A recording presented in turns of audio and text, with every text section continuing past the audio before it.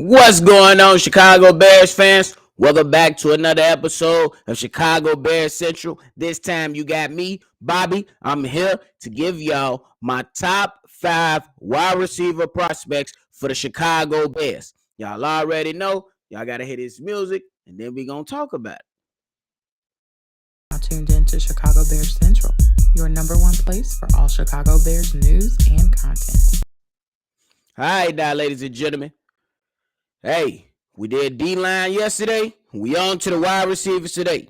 And I'm going to just preface this, let y'all know that some of these prospects are my evaluation. Let me know if you agree with them. Let me know if you disagree with them. Let me know who I should look at, and let me know why. So, first thing first, I'm going into wide receiver. These are no particular order. These are just 5 players that I believe that the Chicago Bears should look into. Number 1. I'm going Jackson Smith-Njigba from Ohio State. 6 feet, 196 pounds. Didn't have much. He suffered an injury, so he didn't play this year. So I'm going off the numbers from the previous year where he got 95 receptions and 1,600 yards and 9 touchdowns. From what I've seen, I believe the route running is solid.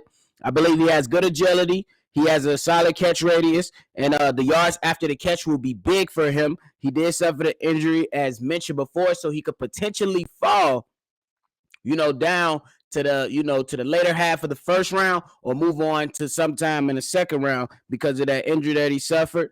For one thing that I look into when looking at these wide receiver prospects is when they were matched up and lined up against a DB that lined up with inside leverage and outside leverage, can these guys attack that leverage? And this guy, he was able to do that, and he was able to win off the line as well. So that's number 1, Jackson Smith-Njigba from Ohio State. Number 2, I'm going Cedric Tillman from Tennessee.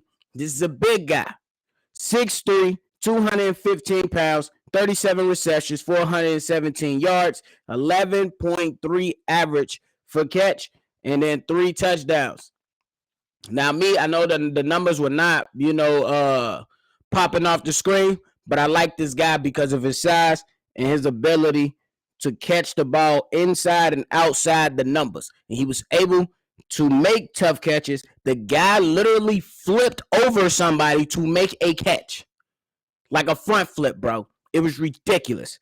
And that's why he ended up on my list, because I'm like, bro, if a guy is willing to almost do a front flip and catch a ball over somebody, that's a guy that can win matchups when it comes to making a tough catch. So that's one thing I liked about him. He did have a limited route tree, though. In Tennessee, they really just had him doing a lot of fly routes or go routes and a lot of comebacks or hitches. It wasn't. You didn't really get to see a lot from him. So, but I'm not gonna lie. When I seen this guy flip over somebody and catch the pass, that's what really made me like, maybe the Bears should look more into it. They still got time. You can still look at the film. You got time to go into combine, things of that nature. But yeah, so that's number 2. Number 3, Rasheed Rice from SMU, 6'1", 189 pounds, 96 reception, over 1,300 yards, 14.1 average, and then 10 touchdowns. To me, this guy will be primed for the Chicago Bears in the second or third round. If he's available, the Bears should really consider it if they want to go that route. But from what I've seen, this guy is physical. He's a jump ball catcher, can catch out the backfield, and he definitely fights for extra yards. He's shifty, can attack the defensive back leverage that I previously spoke about. He was good with that, and he was good after the catch. And a lot of the film that I've watched with this guy. So it was pretty good to see. And me personally, this is another big guy that you can add next to a Claypool and Darnell Mooney. Or, in some situations, you probably can move Mooney into the slot and let him operate right there, because I believe Mooney, he'll be solid in that role. But I don't make the plays. I don't call the plays. I don't make the decisions. Next on my list, I'm going Zay Flowers from Boston College. Didn't get a lot of recognition because he goes to Boston College, but this guy's 5'10", 177 pounds, very elusive. That's why he stood out to me. This guy is shifty. He can run every route. His catch radius is solid, electric in the short to intermediate game to get the ball out of Justin Fields' hands if the Bears do so decide to go with this young guy. He can improve his body. You know what I'm saying? He's 5'10", 177 pounds. That's kind of a little weight on him. But if you're going against, some NFL talent, he might have to increase the body mass just a little bit.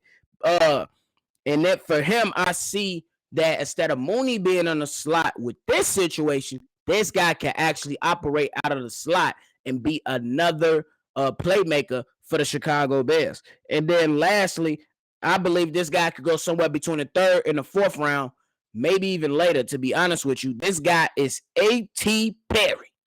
At Perry from Wake Forest. Big guy.